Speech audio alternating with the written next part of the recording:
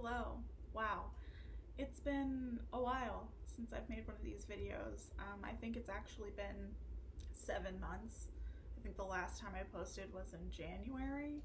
So, yeah, it's been a while. In all honesty, YouTube's not the greatest avenue for me to talk about things just because I hate verbalizing my feelings and like saying things out loud. So I kind of avoid doing it. But I know that some people like these videos, so I figured I might as well just kind of like throw a little update up just in case there are people out there. I keep a blog and I've been updating a blog regularly with like my monthly updates. But for the people that don't read or that didn't know or whatever, here's a little video for you. Nice little roundup of what my last 7 months have looked like. So, in all honesty, I don't remember a lot about like February or March. The thing is most months things didn't really happen. I was sad, I laid in bed, and I cried. And that's kind of the extent of it. You know, a lot of my last year has just been surviving, and just trying to like keep myself alive and maintain enough stability to not completely lose my goddamn mind. So that's probably what I was doing in February and March. Then April rolled around, and April was the month that I've been dreading literally since the day that Nathan died. I knew it was going to be a tough month. The entire month I knew it was going to be hard because April is Nathan's birthday, then it's my birthday, then it's the anniversary of when we got together, and then it's the anniversary of when we got engaged. And so there's a lot that happened in April. So what I did is I took a trip to New York, and I knew that I wanted to be there. That's where some of my closest friends are, and that's where I felt the most at home. And those were the people that I wanted to be around for those days. Also, it was where I lived when we got engaged. We got engaged in Central Park. That's where Nathan proposed to me. And New York it's always felt like home to me since I've left. When I lived there, it was miserable because we were so poor, but I think back fondly of my time there. I loved my job, I loved the people I worked with, I loved my friends, and I loved being able to build and have a life with Nathan, and that was the place where we got to do that. You know, when we moved to Philly, I always thought like, oh, Philly's gonna feel like home because that's where we, you know, moved there together, and both of our names were on a lease there, and you know, we both picked out all of our furniture and we planned on adopting a cat and all of those things. And we really kind of got into like a routine there, but obviously he died, and the thought of the state of Pennsylvania literally makes me want to claw my eyes out. So New York is very comfortable for me, and that's where I feel the most at home. So I went to New York for a couple of weeks at the end of April. So I was there for my birthday and I was there for the anniversaries. And then I came back from New York, and at this time I was still living with my mom. And as soon as I got back to my mom's house from New York, I realized that I didn't want to live in Abilene anymore. And I was like, I have to get out of here. Because I finally got to the point where I was feeling like stagnant and claustrophobic, and I hated living there. And so I started making plans to leave. I'm very lucky because my old roommate who I lived with in undergrad, who is my best friend, her roommate was moving out around that same time when I was trying to get to Austin. And so I literally moved back in to the apartment that I lived in undergrad, and I got a job. I am a house manager, which is what I used to do in New York, and now I'm doing it at a historic theater in Austin, which is dope. I have like employees. Technically they're volunteers, but I'm in charge of people. They let me be in charge of people. It's crazy. Um, but I love my job and I'm really happy working. I'm really glad to be working again. It's been like a weird adjustment. I still don't feel like completely normal. Here's the thing. I thought that I had kind of plateaued at like a level of stability, and I thought like, oh, I'm good now, because I wasn't crying every single day anymore or like feeling awful all of the time. But then I started adding new stressors into my life, like moving and starting a new job and working for the first time in a year. And that kind of pushed me, and I realized I'm not as stable as I thought that I was. It's felt very weird moving forward with my life. It feels very weird to be embarking on this like new journey without Nathan. It's really, really strange.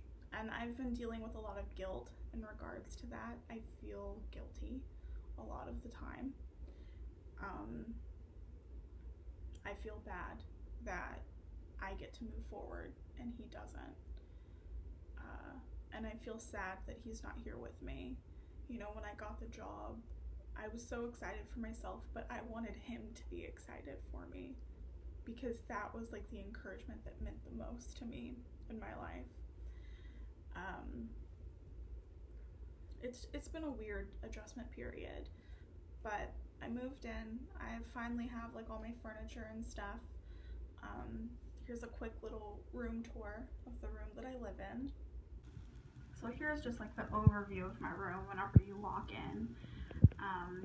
But in some more detail, the wall across from my bed, I have this thing with like some stuff hanging on it, and then I have like white girl lights with pictures and some picture frames from Walmart, and then I have this desk from Target with my TV and a water gun and some albums underneath it, and then this little cube thing, which is where I keep all of Nathan's clothes and like keepsakes and stuff.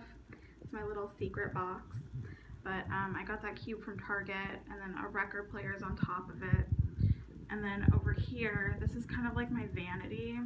So I have this like shitty mirror that I got from Target, a salt lamp, candle, Instax camera, all like white people stuff. I keep all my makeup right there, and then I have all my like pens and pencils and stuff there, some books, and then like my arts and craft supplies are down here. And then for the first time in my life, I have curtains that are hung, which is crazy. And then over in this corner, I just have this little lamp that has some shelves on it. I got that from Target. A ukulele that I bought off of Amazon after taking an Ambien. And then here's my bed. She's cute. It's the first time that I've had a full bed since I've been on my own. It's fine. I didn't pay a lot for it. Also, like, I really don't want to get any shit for the fact that my bed is on the floor and I don't have a frame for it. I'm really fucking poor and I can't afford it. So for now, I'm just gonna be like a nasty white boy that lives in a scum palace. And then above my bed, I have these pictures of Margot and Reggie Tenenbaum, which like I made these frames myself and framed those whenever I first moved out on my own like 6 years ago, and I've brought them everywhere that I've lived, so I still have those. And then here's my bedside table. I have like, you know, bedside table shit on it. Then I have this cool little funky lamp that I got from Target, and I put one of those like stupid light bulbs in it because I'm an interior fucking decorator. And then I just have my calendar. And that's the room. So I moved back to Austin in July, and I started working July 4th. And then August rolled around, and as we all know, August is the 1-year anniversary. And I honestly didn't have as terrible of a time as I thought I was going to have. I thought it was going to be a lot worse. And so here's what happened. At the end of July, I accidentally ran over a dog with my car, and it caused like $5,000 in damage to my car. I didn't have a car for a month, and that overlapped with the beginning of August, and I had planned to go back to Abilene to be with his family for the anniversary, but obviously I couldn't drive anywhere because I didn't have a car, so I was stuck in Austin. But I just had like a low-key day with my friends. I like went to the mall and I ate Cheesecake Factory for the first time. What a wild experience. And then I think I got drunk that night, maybe. But it was fine. I didn't have like a nervous breakdown or anything. Leading up to it, I felt so much anxiety because I didn't know how I was gonna react or how I was gonna feel or what it was gonna be like. But it ended up being fine. So that was good. However, after that, I fell into a deep sadness spiral. I felt very, very lonely lately. It's really, really hitting me that I am alone. And I miss having someone around all the time. I miss, having something to look forward to whenever I get off work. I have the same schedule now that I had when I lived in New York. And so my schedule is basically, I wake up around like 4 p.m. I go to work, get home at 11, and then I'm up for, hours. And it's just me alone in my room at stupid hours of the night with no one to talk to. And I'm really feeling that emptiness because like when I lived in New York, Nathan and I were on the same schedule basically. So I would come home from work and he would be super excited to see me. And, I would sit down and I would talk shit about how terrible work was that day, and I would complain about everything while he played video games. And then we would go and forage for food. So we'd either go to the Halal Cart or like Wendy's or like Coronet or something like that and get food. And then we would just hang out until like 4 in the morning, and then we would go to bed together and then do the same thing the next day. And that was like my favorite thing in the world, was just getting that like quality time with Nathan. Cause like that was just, none of his friends were awake, none of my friends were awake. So like it was just time for us to be together. And I've been really missing that lately. And just like, I don't know, it's weird not having someone. I had a hard time leaning on Nathan when we were together, and I feel like I've mentioned this somewhere before. That was the biggest source of contention in our relationship, was my inability to ask for help or to lean on him or accept help from him. But I did relinquish a lot of my control with him, and I let him do a lot of things for me, even if it wasn't as much as he would have wanted. But I didn't think that I was really giving up that much control or leaning on him that much.